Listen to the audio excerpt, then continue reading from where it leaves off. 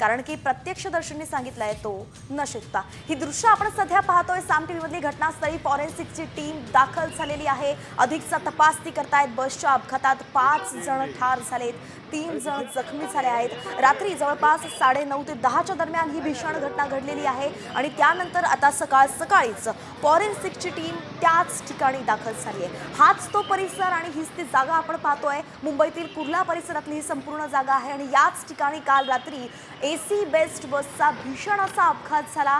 त्याचीच दखल घेत आता फॉरेन्सिकची टीम या ठिकाणी दाखल झाली आहेत। अधिकचा तपास ती करणार आहे, कारण की प्रत्यक्षदर्शींचं म्हणणं आहे जो चालक होता तो नशेत होता, तर चालकाचं म्हणणं आहे की तांत्रिक बिघाड झाला होता आणि घटनास्थळातही नुकसान झालंय। या सगळ्याच गोष्टींचा फॉरेन्सिक टीमकडून आता आढावा घेतला जातोय।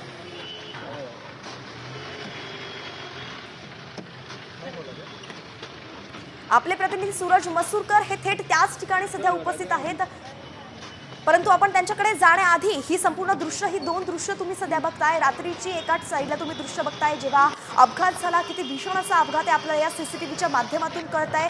बेस्ट बस सुसाट वेगानं निघाली होती आणि प्रत्येकाला चिरडत ती निघाली होती, तर दुसरीकडे फॉरेन्सिक टीमचे अधिकारी आपण पाहतोय जे घटनास्थळी दाखल झालेत। आपले प्रतिनिधी विशाल सवणे यांच्याकडे जाऊयात। विशाल, काय सांगाल, नेमकं कसा तपास सुरू झालाय? रात्रीच्या वेळेची घटना आहे आणि बेस्ट बस जी आहे, भरधाव बेस्ट बस जी आहे ती मार्केटमध्ये घुसली। 30 ते 40 गाड्या ज्या आहेत त्या चिरडलेल्या आहेत आणि 5 जणांचा या अपघातामध्ये मृत्यू झालेला आहे।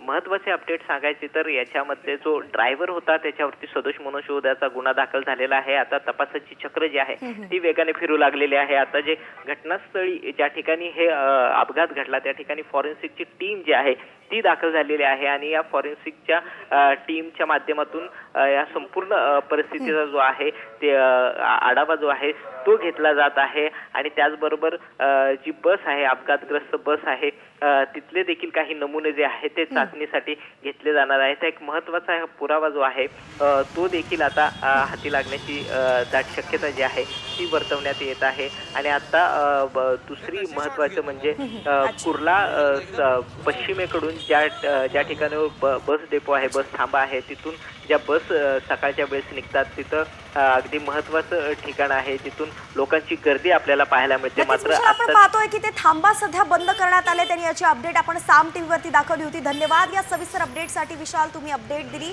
आता सध्या फॉरेन्सिक टीम या ठिकाणी दाखल झाली आहे। पुरावे गोळा करण्याचं काम फॉरेन्सिक टीमकडनं सुरू आहे। तर एक मोठी महत्त्वाची बातमी सुद्धा आता समोर येते, ती म्हणजे कुर्ल्यामध्ये बेस्ट बसचा भीषण अपघात झाला आणि त्यानंतर कुर्ला स्टेशन बाहेरच्या बेस्ट बस थांबा बंद करण्यात आलाय। बेस्टचा बस थांबा बंद करण्यात राहणार आहे, त्यामुळे सर्वसामान्यांचे हाल होण्याची आता शक्यता वर्तवली जाते। तर आपल्या इच्छित स्थळी जाण्यासाठी रिक्षा स्टँडला सुद्धा प्रवासी गर्दी करत असल्याचं कळत आहे। सकाळी अगदी 4 ते 5 वाजेपासून या स्टेशनच्या बाहेर बेस्ट बस थांबाच्या बाहेर मोठ्या रांगा लागलेल्या असतात। बेस्ट बस चा पर्याय अनेक प्रवासी निवडताना दिसतात, परंतु हा भीषण अपघात झाला आणि खबरदारी म्हणून बेस्ट बस थांबा बंद करण्यात आलाय। नेमकं कधीपर्यंत हा थांबा बंद असेल याची अजून अपडेट नाहीये, परंतु जे प्रवासी आहेत कुर्ला स्टेशनवरून प्रवास करतात त्यांनी आता रिक्षाच्या मागे रीघ लावल्याचं दिसतंय। रिक्षा चालक आता जे आहेत ते प्रवाशांना इच्छित स्थळी निदान दिसतात। तर एकंदरीतच आपले प्रतिनिधी सूरज मसूरकर यांनी याच ठिकाणाहून आढावा घेतला। आपण पाहूयात की सूरज, नेमकं प्रवाशांचे आता कसे हाल होत आहेत आणि कुठला पर्याय ते निवडतात?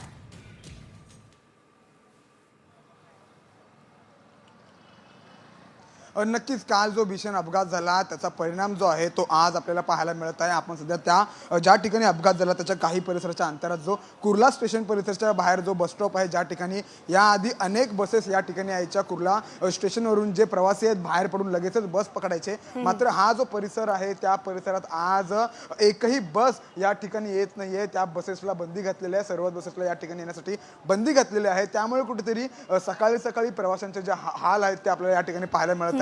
मोठमोठ्या रांगा या ठिकाणी बसेससाठी लागलेल्या असायच्या, मात्र आता जे प्रवासी येत आहेत ते आता रिक्षाचा सहारा घेत आहेत। रिक्षाच्या ठिकाणाहून ते आपल्या ठिकाणी जात आहेत। खरं म्हणजे कालची घटना ही अतिशय गंभीर मानावी लागेल। काल अनेकांचा त्या बसने चिरडला आणि त्यांचा अनेकांचा जीव त्यामध्ये गेला, त्याचाच परिणाम हा आपल्याला या ठिकाणी पाहायला मिळतो। या ठिकाणी बसेस लागायच्या, मात्र ही जी आपण लाईन बघतोय बस स्टॉपवरती ती मात्र आता या लाईन लावून जे प्रवासी आहेत ते मात्र रिक्षाच्या सहाय्याने आपापल्या ठिकाणी जात आहेत। मात्र हे पाहणं आता महत्त्वाचं आहे की या ठिकाणी बसेस कधीपर्यंत चालू करतील आणि प्रवाशांना जो दिलासा आहे तो कधीपर्यंत मिळेल आता हे पाहणं महत्त्वाचं आहे. बसेस चालू होण्यासाठी अद्याप बराच वेळ लागणार आहे. जोपर्यंत पुढील सूचना कुठल्याही येत नाहीत तोपर्यंत कुर्ला या परिसरात कोणतीही बस सोडण्यात येणार नाही असं सांगण्यात आलेलं आहे. अच्छा, धन्यवाद सूरज. आपण हा सविस्तर आढावा घेतला, अगदी सविस्तर माहिती आपण दिली, ही दृश्यही दाखवली या ठिकाणची की नेमकं ज्या ठिकाणी रोज रांगा लागलेल्या दिसायच्या किती किलोमीटर त्या ठिकाणी आता कोरडे ठाक पडलाय. प्रवासी जे आहेत ते टॅक्सी किंवा